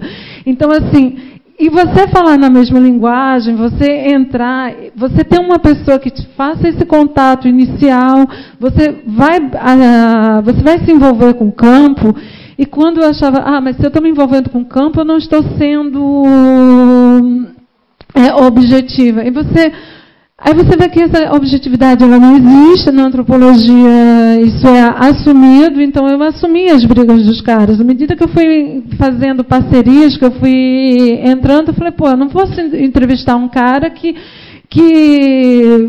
sacaneia, né? Que quando os garotos vêm de fora, vem o Steve para cá, vem o Marco Cobra, vem um monte de gente para cá, ele bota a polícia para prender os caras. Eu não podia, porque eu tinha uma relação com outras pessoas que não me permitiam a fazer isso. O Luciano Iristo, eu entrevistei ele. Aí, quando cheguei aqui na Casa 24, que é o Felipe Espíndola e a Sara, aí a Sara chegou para mim e falou assim, pô, Felipe, o Luciano Iristo, você não é um cara que não dá para ter tratamento, porque ele me sacaneou isso, aquilo. Começou a falar as questões do que estava acontecendo. Eu falei, pô, eu não vou colocar o Luciano, porque eu vou criar um problema com a Sara e com o Espíndola, que é o meu objeto, o meu foco maior. Então, assim, ele falava assim, ele é pelego. Eu falava assim, tá. Então eu fui comprando, essas brigas acontecem, você vai vendo como é que você se interage no campo. Então, assim, você nunca vai ser uma pessoa delas, né? Você tem essa consciência de que você não é delas, e é bom que você tenha, né?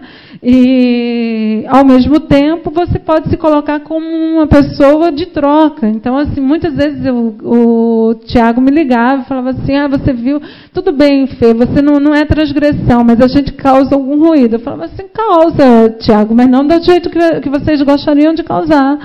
Então, assim, eu trocava o tempo todo com eles, né? Eu não tinha um segredo, porque quando... eu não posso abrir muito, senão ele vai me dar a resposta esperada. Porque quando você começa a conviver de verdade, as conversas tomam um tom de bate-papo, você vai sair, e as pessoas se expõem. Então, assim, isso, para mim, é a questão mais importante, o meu maior aprendizado é essa troca, essa convivência que você... Assim, um trabalho de campo, ele exige um mergulho, um se jogar de cabeça. Então, você tem que se deixar afetado, e você é afetado pelo outro, entendendo que esses afetos nunca são da mesma ordem, né? Então, assim, e hoje eu considero o Tiago, por exemplo, um grande amigo meu, né? Então, assim, ele já veio para minha casa, já convidei, ele me fala, quando você quiser vir para São Paulo, você vem. Então, assim, essas possibilidades, elas são permitidas, né? Então, você tem que entender como é que é o teu campo e como é a tua pesquisa. E você tem que estar muito bem fundamentado para o teu recorte. Eu mergulhei na antropologia e fui me abastecer com os caras, entendeu? Dentro da antropologia, com os pensadores. Então, você tem que se abastecer e tem que ir para o campo com alguma noção, livre. Isso não significa que você não vá com teorias, porque as teorias existem, elas vão te dar um norte, mas você não vai fazer com que, por exemplo, um dos grandes problemas meus é porque eu queria trabalhar com a ideia de moda. A Denise aqui, eu fui aluna da Denise, no meu trabalho inicial, inclusive eu fiz um artigo para ela e tudo, era com a ideia de moda. Então eu percebi que eu estava trazendo uma teoria encaixotando, isso aqui é moda, e os caras, não, isso aqui não é moda, né? Isso aqui é outra coisa, você não pode vir com a sua teoria e você encaixotar, porque você aí não está fazendo pesquisa, você está botando o que você quiser. Então, isso é um diálogo, sempre. Isso é conquista diária, é trabalho de formiguinha, dá muito trabalho. Não sei se eu te respondi. Está na gavetinha dos afetos, essa parte de você ser aceito, de você querer ser reconhecido. Como a gente chama isso? Tem um nome, né? A gente quer sempre que o outro nos aceite, que o outro tenha um olhar de reconhecimento, né? Está sempre tá ligado aos afetos, mesmo quem trabalha com a proposta de supostamente transgredir, né? Não adianta. No gueto dele, ele vai querer ter um valor, né? Ele vai ter que uma escala de valor. Aí vem o afeto mesmo. Você falou sobre essa questão do aplicar, né? Eu sei lá, eu aplico, eu tenho um grupo, eu estou dançando, eu já sou uma senhora, mas eu continuo dançando. Essa é uma forma de eu aplicar e discutir tudo que eu leio. né? Assim, é uma coisa que eu acho que a Denise e a gente faz uma parceria muito bacana em relação a isso, porque a gente é complementar, né? Assim, então está sempre discutindo, eu vou aplicando e discutindo e junta dali, junta daqui. Então o que eu tenho feito é, eu tenho um núcleo de estudos e práticas artístico-corporais, né? Eu acho que eu trabalho com 10 pessoas nesse momento sem recurso nenhum. Ano passado nós tivemos recurso. E tem que ter muita paciência e tem que retomar essa ideia do processo, sabe? Assim, então, de saber que um projeto de um ano, ainda assim, né, ele vai render mais 4, 5, se você consegue agregar e ter as pessoas interessadas e você ter firmeza e resistência para poder aplicar esse conhecimento. Então, a gente circula, que é uma coisa muito difícil dentro da universidade, você ter artista dentro da universidade. Então, eu sou uma artista e eu acho que eu tenho que produzir arte que, no meu entender, é conhecimento. E partilhar, né? Então, partilhar seria com aquelas pessoas que estão ali comigo, que são 10. A gente oferece, vai para as comunidades e para as cidades todas menos favorecidas, que nunca assistem nada e nunca viram nada dos grandes centros urbanos, né? A gente oferece oficina, abre para montagem, discute no final a montagem, desmonta tudo, guarda tudo, trabalha com produção, leva nas escolas, acorda no outro dia, 6 horas da manhã, vai para outra cidade.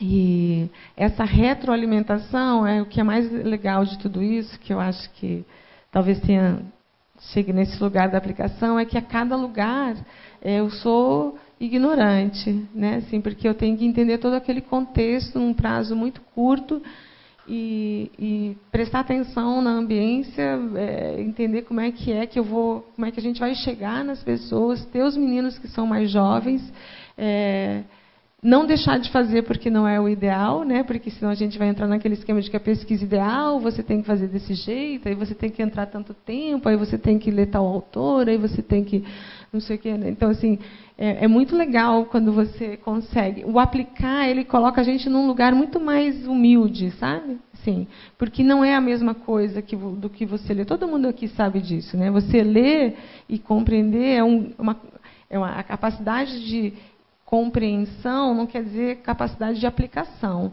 E compreender, a gente construiu isso lá desde bebê, né? Assim, construiu o espaço, a organização, a linguagem, o grafismo, né? A dislexia eu não falei sobre isso, a dislexia é uma questão que está associada a faltas de mais tempo de trabalho corporal, entendimento desse corpo no espaço. É uma organização do grafismo, é uma organização espacial, né? Então, minha mãe, por exemplo, tem dislexia.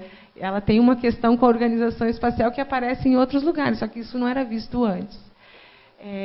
Esse entendimento da gente, né, de nós, no espaço e no contexto e em determinadas culturas, faz toda a diferença. Então, a teoria, na verdade, é muito diferente. Eu posso não ter uma aceitação, teoricamente, eu posso entender, acho bárbaro isso, né? Acho assim, entender aquilo tudo. Mas eu estou com um monte de perguntas aqui, porque isso não faz parte da minha, né? Não faz parte da minha realidade. Então, o que eu tenho feito é praticar nesse sentido. Então, os meninos e eu junto com eles é colaborativo. Eu que dou a palavra final, é claro, porque, né, eu tenho que assinar lá o documento, né, eu tenho que fazer propaganda. Eu achei que o teaser deles está melhor do que o meu, que eu ralei para caramba para fazer. Ou seja, né, é interessante a pergunta que ele do cabelo comprido lá faz, porque é uma superprodução, né? Isso é uma superprodução, né? E a gente não tem como se envolver, não por não fazer o marketing, a gente deixa de também questionar questões, né? Então, entender onde é que a gente está, né? Até mesmo para eles, né? Enfim, é fazer isso, é trabalhar com os meninos, inclusive com os funcionários. A gente faz as viagens, discute, eles ministram as oficinas, eu me retiro. A única coisa que eu faço junto com eles é dançar mesmo, que é a parte que eu mais gosto. Então,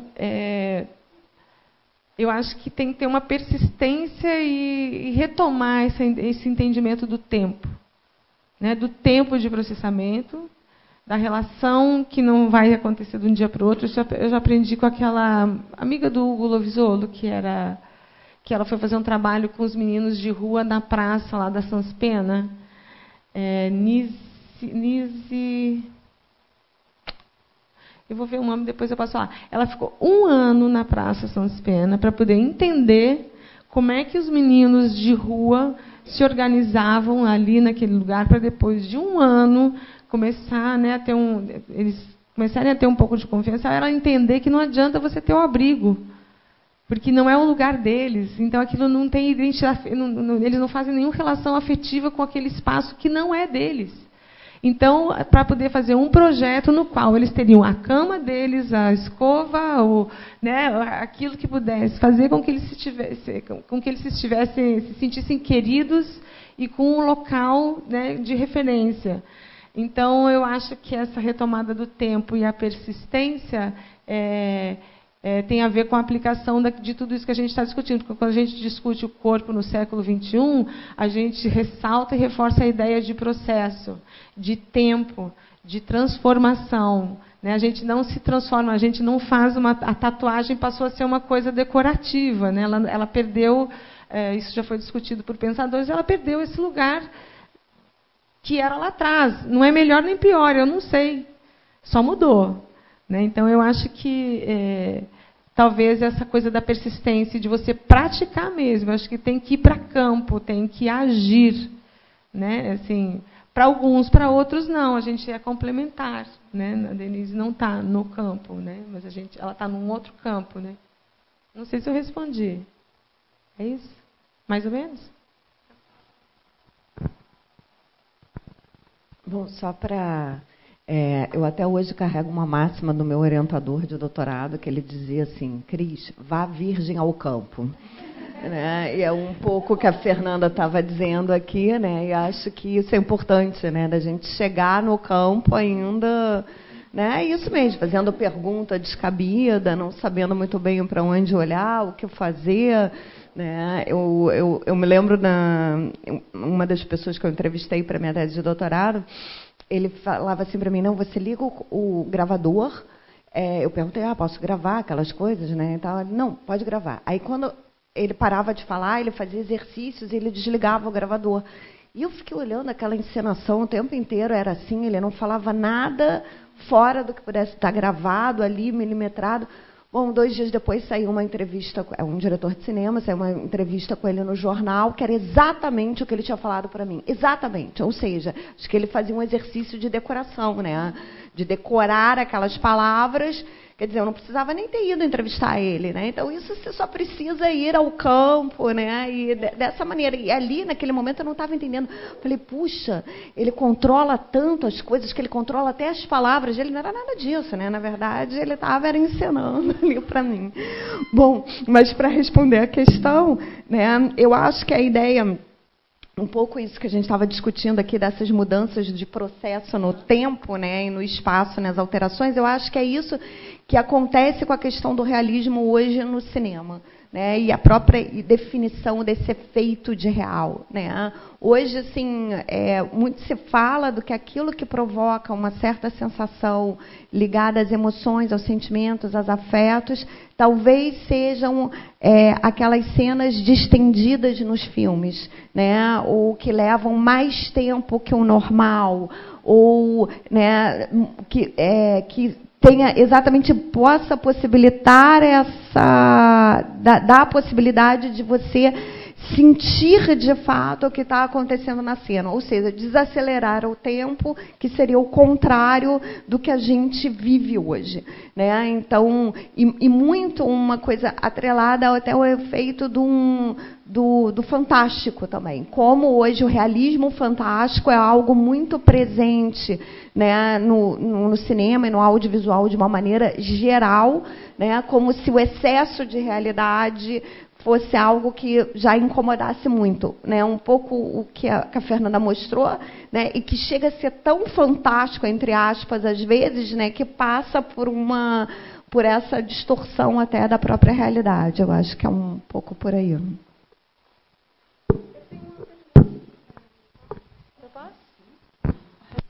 São perguntas bem, possivelmente iguais às suas, né? Logo que você chegou lá.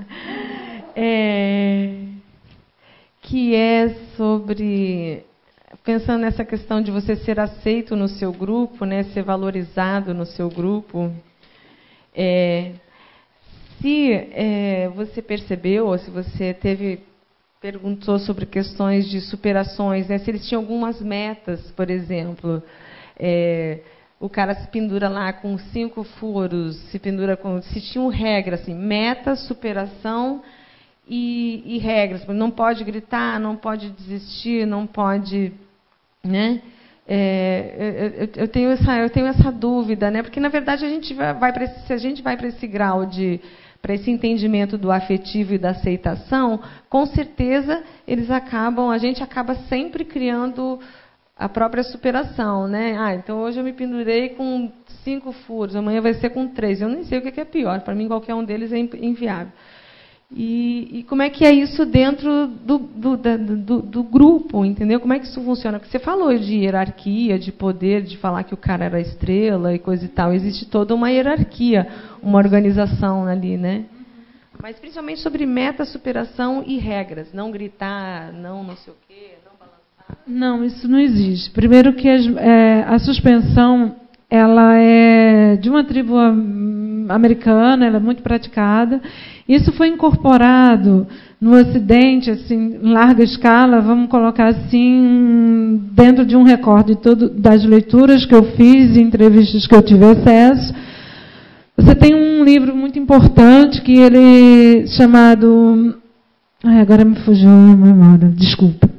Mas, enfim, onde saiu várias modificações corporais, e um deles era Primitivos Modernos. E o Faquim Muzaffar, ele incorporava várias técnicas de modificações através do que ele chamava, que ele criou para ele e o grupo dele, que é um conceito também muito discutido hoje da questão dos primitivos modernos, de referência de modificações corporais, incorporando essas modificações tribais, digamos assim, né? Vou usar não é o termo antropologicamente correto para usar, mas são de comunidades não complexas, enfim, não sei qual uma forma melhor de dizer. E isso veio para o Ocidente, né? E foi difundido.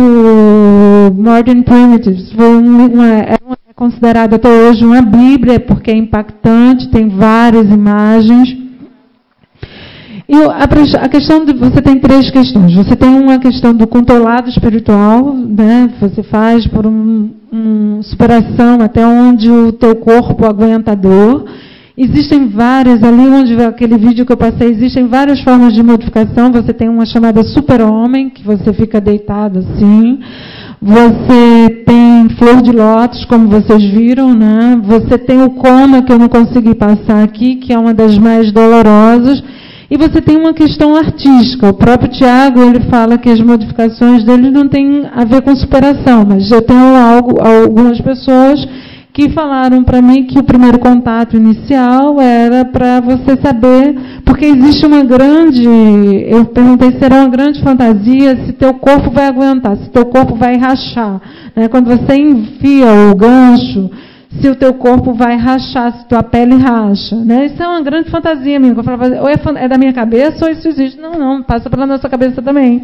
Se o nosso corpo tem essa flexibilidade.